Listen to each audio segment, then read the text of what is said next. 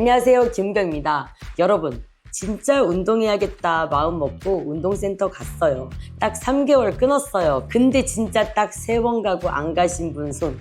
요즘 러닝 열풍이고 다들 운동이나 자기관리 정말 잘하는 것 같은데 내가 의지박약인가? 난 게으른가 봐.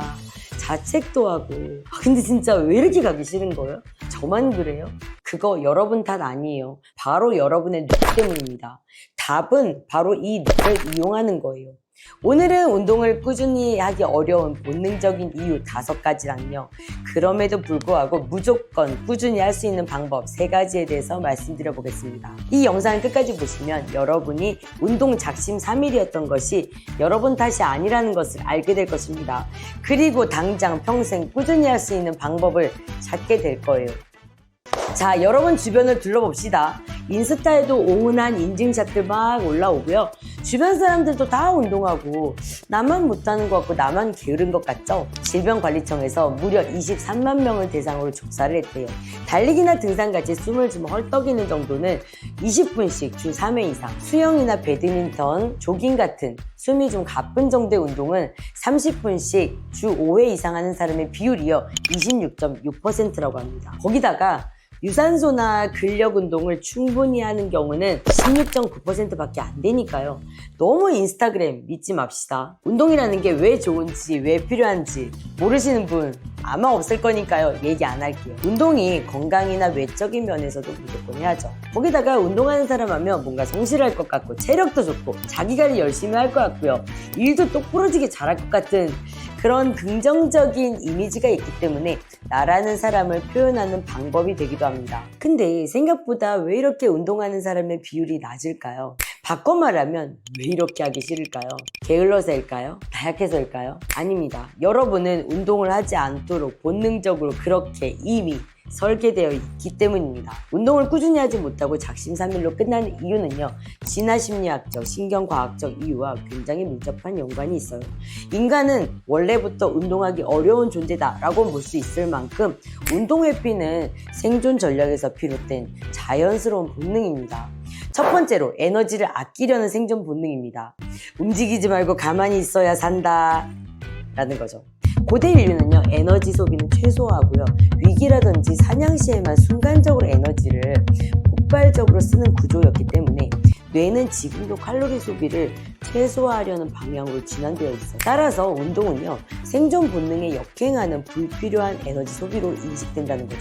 두 번째, 고통과 불편을 회피하는 뇌 구조 때문입니다. 힘든 건 싫어, 피하자. 인간의 뇌는요 쾌락을 추구하고요 고통을 회피하는 방식으로 작동합니다. 운동이라는 게요 초반에는 근육통이나 호흡곤란, 땀, 심박수 상승 등 불편한 자극들이 있기 때문에 뇌는 이걸 위협이라고 인식하고 회피하게끔 합니다. 특히 감정이나 위협을 담당하는 편도체랑 결정이나 의지를 담당하는 전전두엽이 서로 갈등하는 구조에서는요 감정 회피 반응이 이기면요 운동을 미루고 포기하게 되는 거죠. 세 번째, 즉각적인 보상 시스템과의 충돌입니다. 지금 재미없고 불편한 건 싫다. 나중 보상 따위 필요 없어. 몰라. 뇌는 즉각적인 쾌감, 즉 도파민을 추구하는데 운동은 대부분 다이어트든 건강이든 보상이 나중에 오잖아요. 그 예로요. 뇌는 먹방이나 쇼츠 같은 즉각적인 자극이 있는 것에 끌리게 되고 이는 도파민 시스템의 본능적인 작동 방식 때문이에요. 네 번째, 예측 불가능성과 불안 회피 때문입니다. 내가 운동해봤자 변화 없으면 어쩌지?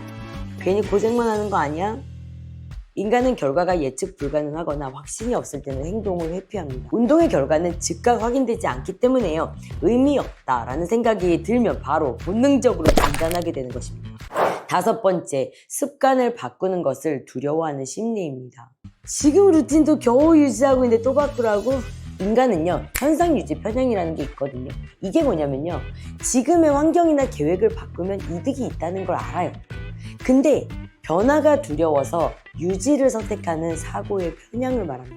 새로운 습관은 뇌를 더 쓰게 만들기 때문에 무의식적으로 회피하는 거죠. 그렇다면 도대체 아까 그 26.6%의 사람들은 어떻게 운동을 꾸준히 할 수 있었던 걸까요? 그들은 본능을 거스를 만큼 의지력이 대단했던 걸까요? 아닙니다. 꾸준히 운동한 사람들을 보니까요 세 가지 전략이 있더라는 것입니다. 이들은 운동을 일상에 자연스럽게 녹여낸 환경적인 심리적인 설계를 해낸 거였어요. 진짜 대단하죠. 근데 저도 여러분도 이 방법을 알면 누구나 다 할 수 있어요. 꾸준히 운동하는 사람들의 세 가지 비법 바로 파헤쳐 보도록 하겠습니다. 첫 번째, 이들은 운동이라는 것을 습관화 회로에 성공적으로 넣었어요. 다시 말해서 운동이라는 게요, 결정할 일이 아니라 자동 행동으로 만들었다는 거예요. 뇌는 새로운 행동을 할 때마다 에너지를 얻습니다. 피로가 유발되죠. 반면 습관이 되면요, 자동화 회로를 사용하기 때문에 에너지가 절약되고 지속 가능해지는 거예요. 자, 매일 같은 시간, 같은 장소, 같은 동작을 하나 만들어 봅시다. 예를 들면요, 점심 먹고 사무실까지 계단으로 올라가기, 아니면 퇴근하고 옷 갈아입고 운동복 입기, 이런 거예요. 이 정도면 되겠어? 그럼요. 이 작은 행동이 여러분의 습관 회로를 작동하게 만들 겁니다. 두 번째, 작은 성공으로 도파민 회로를 활성화시킵니다. 운동 그 자체가 뇌에 보상이 되도록 설계해야 돼요. 운동 후에 스스로에게 보상을 주거나 체크리스트를 체크하는 것만으로도 뇌에서 도파민 분비가 촉진돼요. 습관을 강화할 수 있다는 선순환의 시작이기도 하죠. 중요한 거는요, 결과보다 반복 자체를 보상해야 된다는 거예요. 자, 지금 바로 시작해 봅시다. 운동 캘린더를 만들고 체크 표시하기. 운동 후에 내가 진짜 좋아하는 조그만 프로틴 먹기. 세 번째는요, 운동을 놀이 또는 정체성으로 받아들입니다. 운동 자체가 재미가 되거나 나를 나타내는 방식으로 만들었다는 거죠. 지루하고 의무적으로 하는 운동은 오래 못 가요. 우리 다 경험해봤잖아요. 반대로 즐거움이 있거나 여러분의 정체성이 되면 뜯어 말려도 운동 갈 거예요. 자, 바로 실천해 봅시다. 여러분이 할 수 있을 것 같은 거, 조금 더 할 수 있을 것 같은 거, 왠지 조금 마음에 끌리는 거, 그런 운동 종목을 한번 찾아봅시다.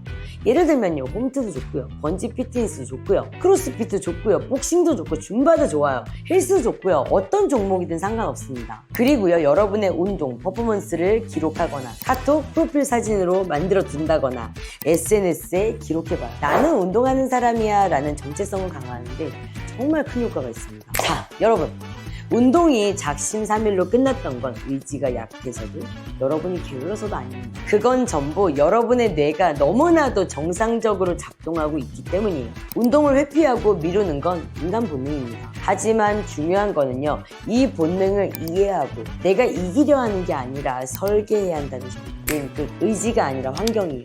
결단이 아니라 루틴입니다. 자책하지 말고 작은 반복을 하면 되는 거예요. 여러분이 오늘부터 할 일은 단 하나입니다. 결심하지 말고 시작하세요.